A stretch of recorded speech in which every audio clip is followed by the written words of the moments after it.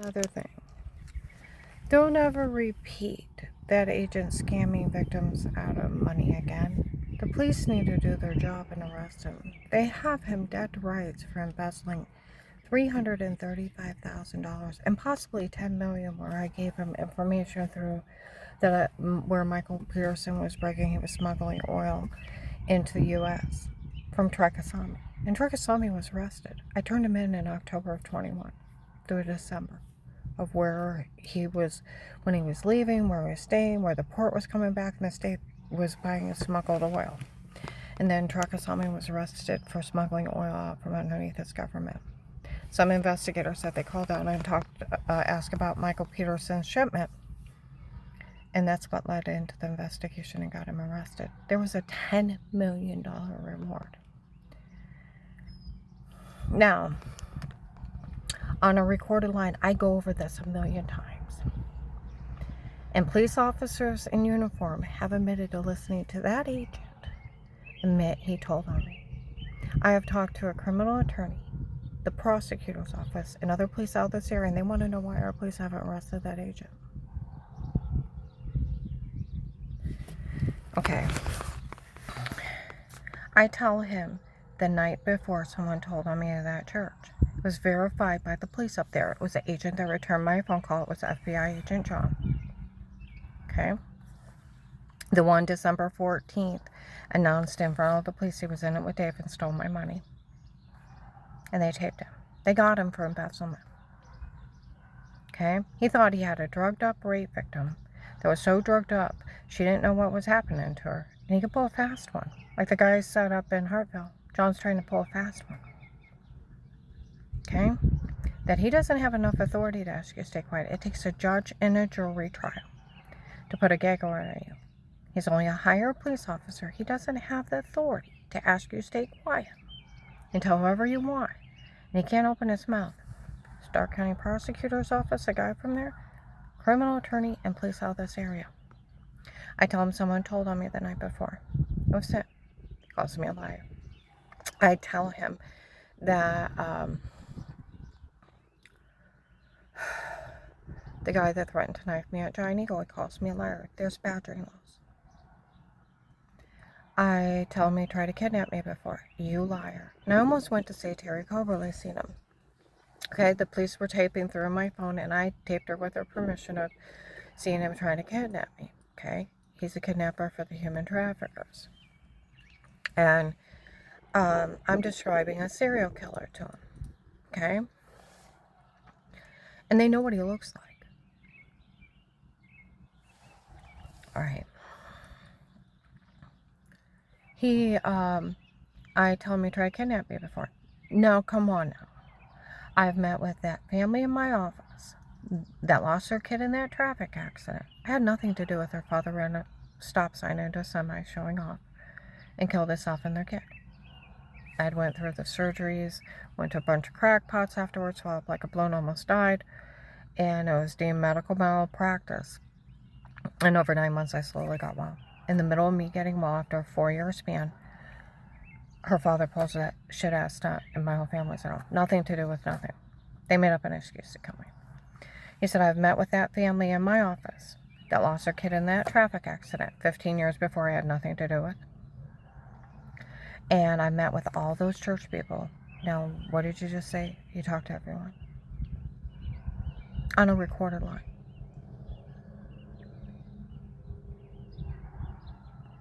And it was verified by the police. It was FBI agent John at that church.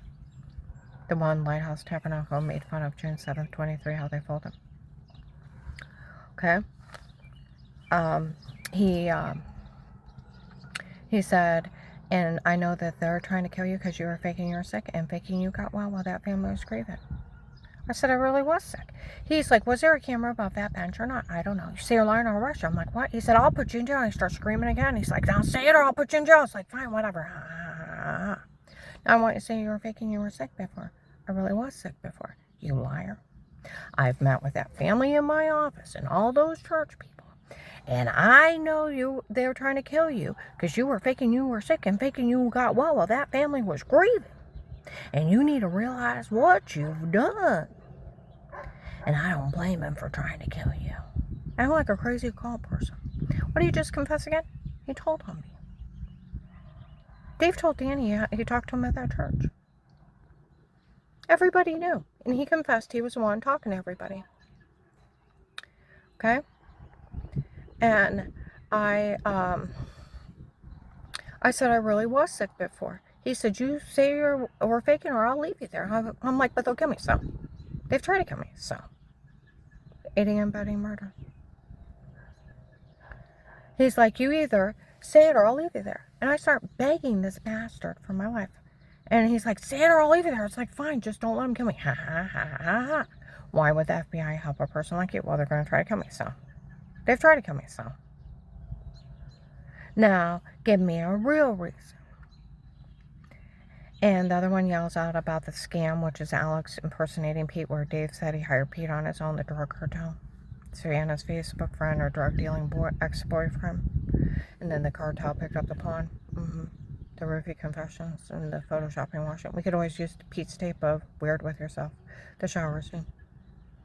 Now, the only Pete I know is my brother Medina. I said, what are you talking about? He said, stop, she don't know.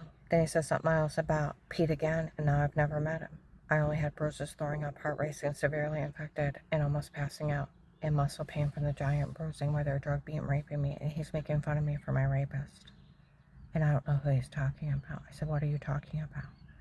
Stop, she don't know. Well, I bet you're going to say you don't know anything about this doctor sharing your information. And I thought, well, maybe it's the lady that stole my insurance and was using it. Was one of her bills. She went Nazi on it. She stayed in the hospital, for years. Did all kinds of stuff. And we reported insurance fraud. We got stuck with the copays because I couldn't prove they were mine because you didn't have to show ID back then. And I thought, well, maybe that's one of hers. I found out December 30th, 23, it's just one of those idiots impersonating a doctor. And I said, I don't know what you're talking about. Stop, she don't know. Give me a real reason while I tell him about my brother-in-law, Craig. He said, first of all, have you talked to any law enforcement up here? I said, I've only had 2 officers in my home on August 8th. There was a light in the security system. They were silly, or I called them stupid, that they said it looked like an alien orb or an angry spirit. And I thought they were dehydrated off from water. He's like, you're kidding. And I said, no, they even said to buy a big dog and let a dog handle it. They didn't want bothered. You're kidding. I said, matter of fact, I've not even had my neighbors in my home. I've had my family repair guys and installation guys. I don't know what you're talking about. He went from laughing to choking on his laughter. Is that what's going on?